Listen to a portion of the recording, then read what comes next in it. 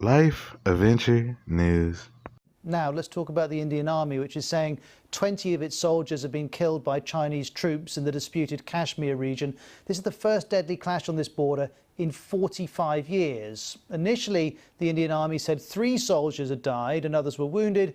But now we have this updated statement saying 17 troops who are critically injured at the standoff location and who were exposed to sub-zero temperatures in the high altitude terrain have succumbed to their injuries, and so the death toll is now 20.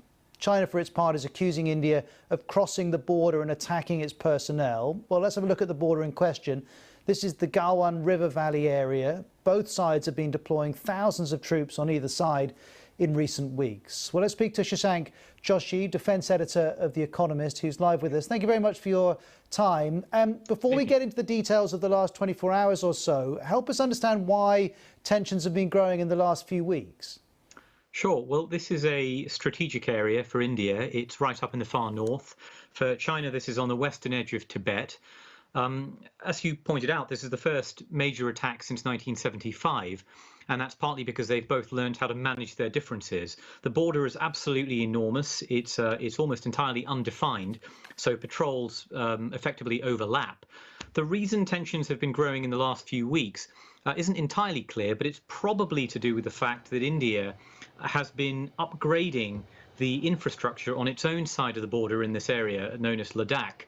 Over the past several years, particularly over the past year, they've completed a vital road that runs south to north. And what seems to have happened is the Chinese side has interpreted that as a challenge to the status quo and a threat to their own forces on the Chinese side, effectively to the east. And with regard to the particular circumstances in which these 20 Indian soldiers died, do you have any detail at all? We have some details from Indian accounts, although how reliable they are is open to question. What appears to have happened is a few days ago, the Indian and the Chinese sides agreed to effectively defuse the crisis. They agreed to disengage from several positions. The standoff is in 3 places. The Galwan River Valley is one of them. The other 2 are Pangong Lake to the south, and the other one is called Hot Springs, which is also to the south. The Chinese side appears to have agreed to disengage from at least 2 of those, including Galwan Valley. What seems to have occurred is an Indian patrol was waiting to meet the Chinese side to discuss details of that withdrawal, of the details of that disengagement, so that both sides would move several kilometers back. We don't know exactly what transpired, but that seems to have devolved into a fight.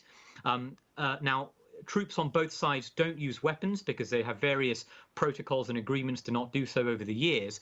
But the Chinese side appears to have used stones, clubs, sticks with nails in them, according to some Indian accounts, to attack the Indian side, many of whom subsequently were critically injured, and some of whom may have fallen in some way in that punishing terrain and succumbed to frostbite or exposure overnight. Many others may have succumbed to their injuries from that conflict itself. There have also been some Chinese casualties, but we don't know how many, and we don't know if there have been any fatalities.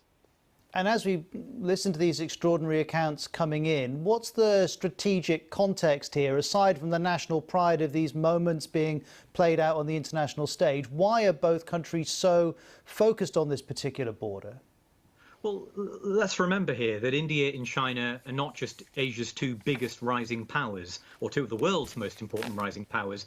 They fought a war over this patch of land back in 1962, a war in which China essentially rapidly defeated India. And that has been a historical trauma for India in subsequent decades.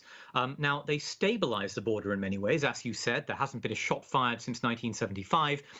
This is the worst clash since 1967.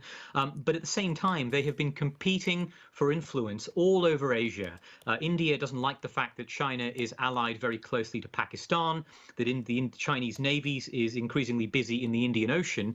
And of course, China doesn't like the fact that India and India's successive Indian governments have moved ever closer to the United States, China's rival. And so the geopolitical context effectively compounds the local tensions at the border itself, making for a very volatile mix.